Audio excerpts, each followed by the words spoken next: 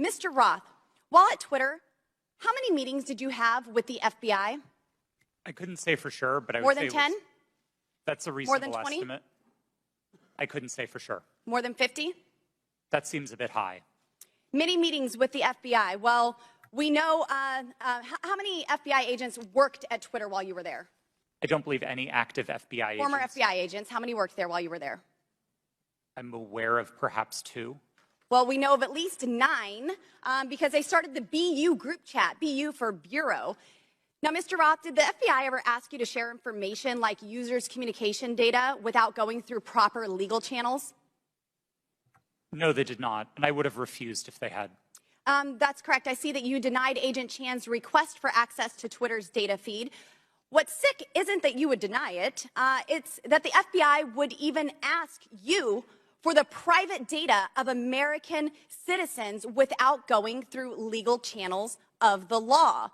Now, I want to remind you, Mr. Roth, that you are under oath. Did the FBI ever ask you to do anything that was illegal or questionably legal? I'm not a lawyer, but certainly not to the best of my recollection or knowledge. Now, from the hearing that I've been a part of today, it's almost impossible to tell where the FBI ends and where Twitter begins. We have Mr. Baker here, a former FBI agent, and there seems to be a revolving door between the FBI and Twitter itself. Even Mr. Baker said that there was no collusion with the federal government and Twitter. But Mr. Baker, that's you. You are the collusion between the federal government and the FBI. And now with it, this is such a problem because we're seeing censorship all over. Mr. Roth, Ms. Gaddy, did either of you approve the shadow banning of my account at Lauren Boebert? Yes or no? No, I did not. Not to the best of my recollection.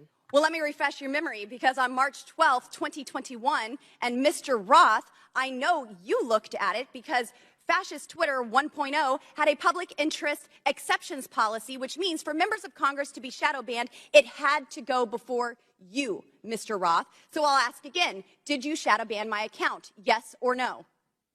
Again, not to the best of my recollection. So the answer is, Mr. Roth, yes, you did. I found out last night from Twitter staff that you suppressed my account for this tweet. It's a freaking joke about Hillary Clinton being angry that she couldn't rig her election. It's a joke, but in response, being the sinister overlords that you all are, you placed a 90-day account filter so I could not be found. And now we see here that Twitter staff said the visibility filter on my account excluded me from top searches, prevented notifications for non-followers, and much more. This is considered an aggressive visibility filter. You silenced members of Congress from communicating with their constituents. You silenced me from communicating with the American people over a freaking joke. Now, who the hell do you think that you are? Election interference?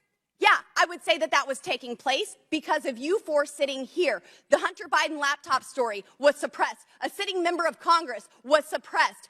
A sitting president was banned from Twitter. You know, I bet that Putin is sitting in the Kremlin wishing he had as much election interference as you four here today. We've heard about threats to democracy. Well, what about shutting down a duly elected member of Congress? This is fundamental to our nation's governance, and you all attacked that very foundation. 230 protections? Well, those are for publishers, not for editors. And it's clear you were not acting as publishers, you were acting as editors. And Mr. Chairman, I think it's far past time that we remove 230 protections for big tech platforms who are abusing this protection. And let me just say, I'm not angry for myself. I'm not angry because I was silenced. I can reach out to Elon and to his staff, and I can see what's happened. And I can sit here today and hold you all in account. I am angry for the millions of Americans who were silenced because of your decisions, because of your actions, because of your collusion with the federal government. They can't reach out to Elon. They can't sit here today and hold you into account. We don't know where the FBI ends and Twitter begins. But I do want to thank Mr. Elon Chairman, Musk we're over for 17 firing seconds. you four and saving free speech and even Twitter. Mr. Chairman, I yield.